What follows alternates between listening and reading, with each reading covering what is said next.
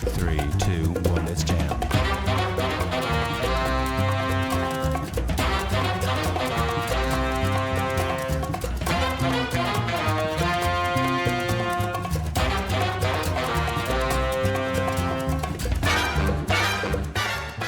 Analogies. What some find to be a useful tool to express ideas and teach people things. Kudos. I personally find to be WMDs. Yeah, they're quite dangerous. I'll talk about that a little later on. For the first part, I just have a few gripes. It's kind of like when something's bad happening and then there's like these tiny little bothersome things. I want to talk about those first. Some of the examples could be as simple as a dog going back to the throat being compared to humans going back to their addiction, which I've heard actually a few times, but it doesn't actually work out if you sit there and think about the nuance. The dog goes through and goes back to its own vomit because of the fact that oftentimes it has some other health issue or something else going on to either redigest that food to gain the nutrients, or it is doing it to protect itself from smells of like predators being able to detect it. So once you sit there and think about why the dog doing it and like the mental reasoning behind it, it kind of falls apart. There's a lot of examples like that where if you sit there and you actually think about one of these analogies, they kind of fall apart. And ultimately that can then just be used to generalize things. One common one that I've also seen is this idea of football being compared to war, which I find very weird. I find that to be normalizing war a little too much. Putting it into this game of football, well, yes, you can be like, oh, the quarterback's a general, and it ultimately is creating a false dichotomy that doesn't actually benefit people, but it simplifies it in their head to be with something that they are used to, and just making it to where they can file it away, but that filed away information isn't actually the correct tone, the correct way to file it, and so they just got a wacky, messy filing system going on. And I think one of the more common ones actually is the idea of comparing everything to Hitler, to Nazis, the Holocaust, whenever like there's any sort of genocide. This idea that everything is that if it's even somewhat comparable. This extends out to, so many things, and a lot of it is just people wanting to simplify things and to take the nuance out of situations. Similar things can go with policy in politics. It can go with shows, comparing shows to one another, and oftentimes it can go as far as completely demeaning the point out of something, because on the surface level it appears to be one thing, but on the not so surface level it appears to be another thing. And now, just for warning, I am going to get into more of the darker side of this video, where I talk about the awful things that people have used analogies for. And I do want to be clear, I don't really hate analogies. They're fine, they're good, they can be used properly, but in a lot of cases they aren't at all. WMDs, you ever heard of that fun little saying, sticks and stones may break my bones, but words might just lead to genocide? Yeah, it's that's what we're talking about. So fun topic today. Obviously, analogies can be really dangerous.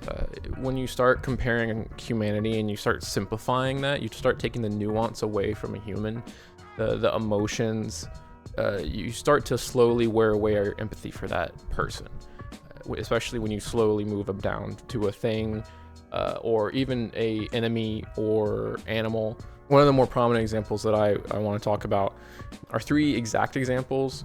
One of them being with the Nazis, the other being World War II US with the Japanese, and the last being modern day with some of the talk and rhetoric around discussing the illegal immigrants that are coming in to America.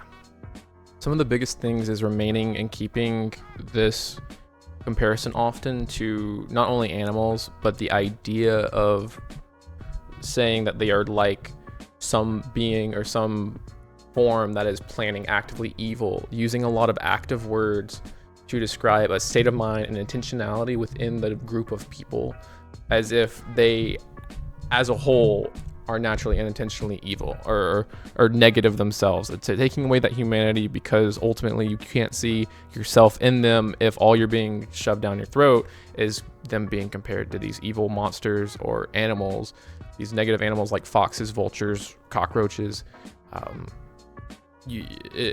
Especially over with the case of Germany, propaganda was starting all the way back, I think about like a decade or so before the actual like internment camps and Holocaust was starting.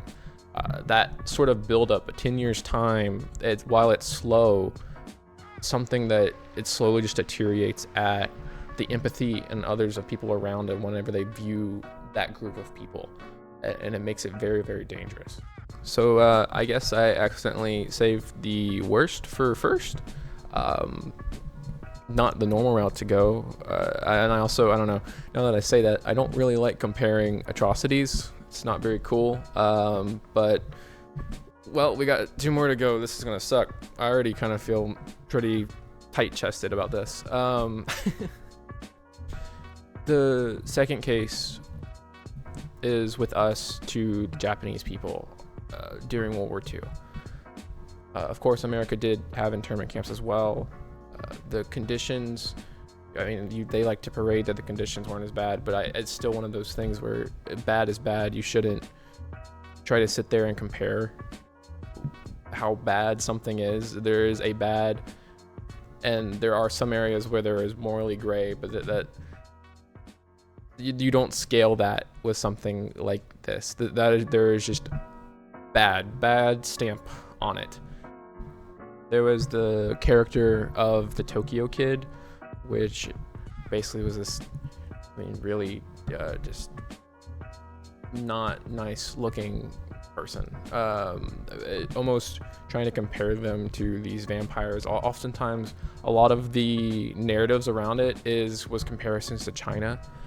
They would be like, oh, this is what China's done with the Western stuff, and they've made a community better, but Japan's just warmongering, bloodthirsty, coming after us, and they stole our stuff. They're bloodsuckers, and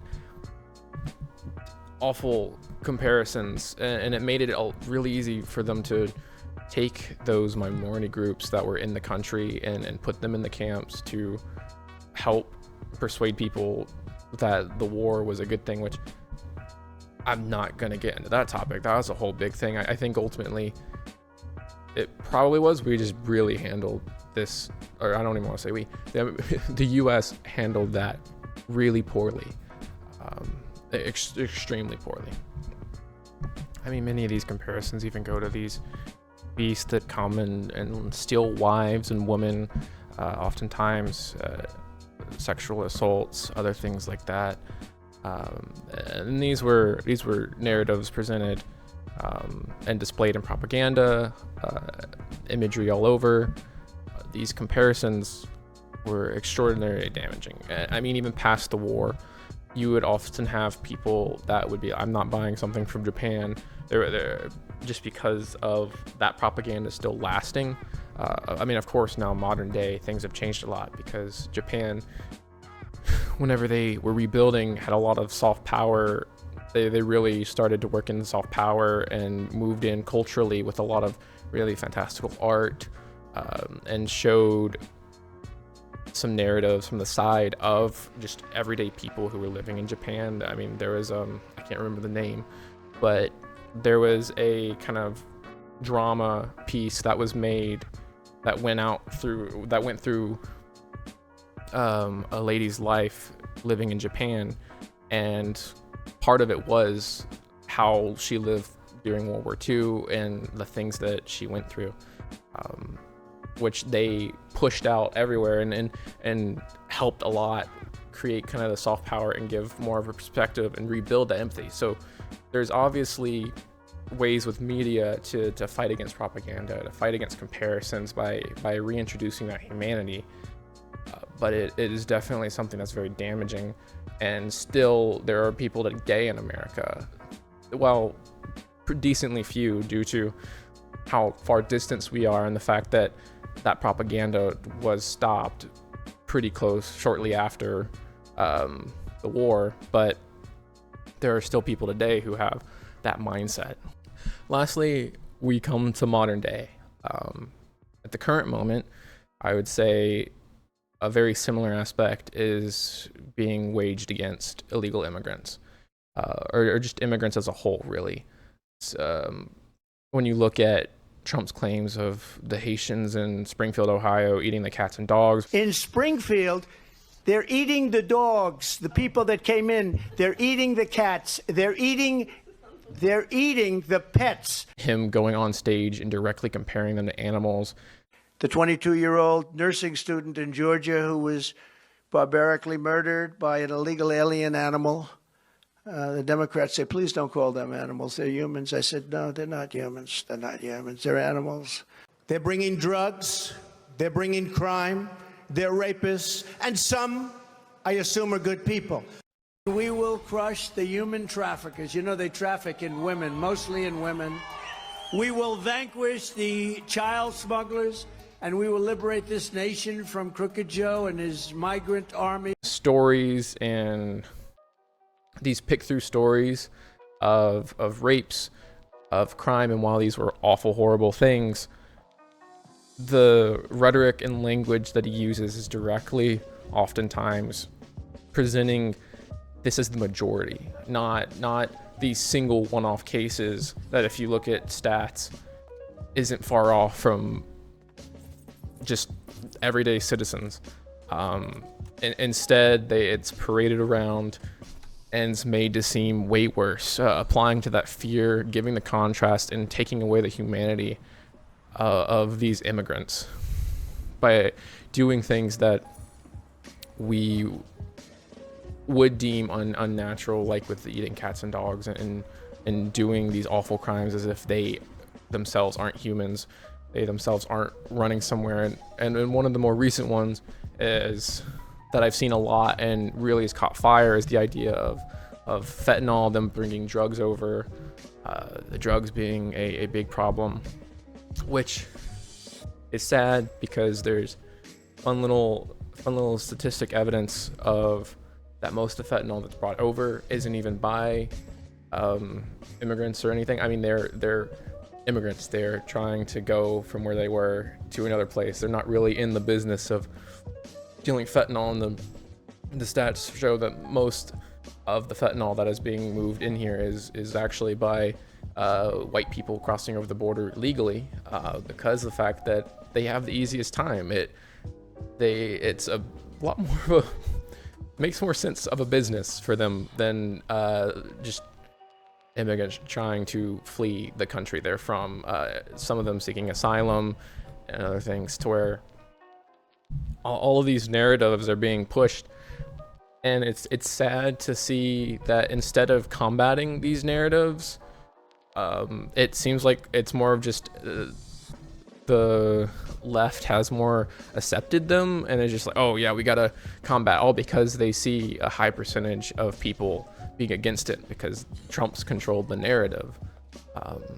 And instead of there being counter messaging and rehumanizing these immigrants, because ultimately it's exceedingly easy to dehumanize, especially whenever those like they're individuals prone and susceptible, in the idea of not being familiar. I mean, if you have someone be around who doesn't seem to understand your language, they can't communicate, all of a sudden it's way easier to dehumanize, because so much of humanization is in the means of communication.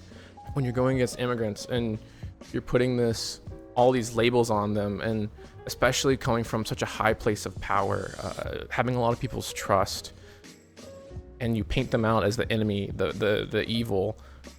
I mean, this is also how cults are formed.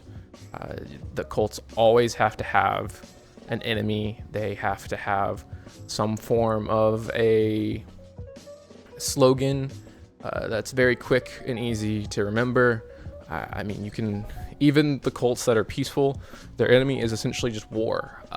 points where there's not a case without it. And oftentimes I think, well, I mean, you can argue if MAGA is a cult, it's still definitely something that is using some dangerous rhetoric. It's already led to some hate crimes, and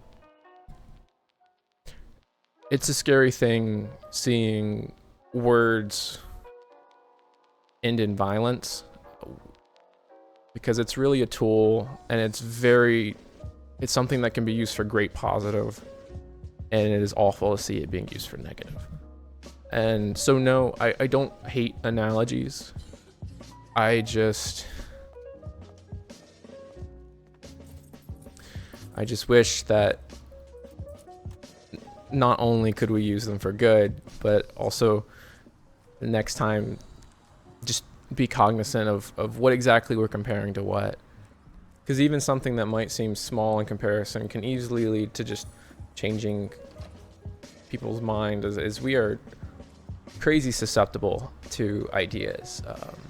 Even me making this video, when I watch videos, because of course I watch things that I like, and my videos are going to end up somewhat similar, I find that it's very important for me to find a counterweight, a counterbalance, and really go out and find the closest thing to unbiased I can, just to make sure that comparisons and media as a whole isn't leaning my brain to one side or the other.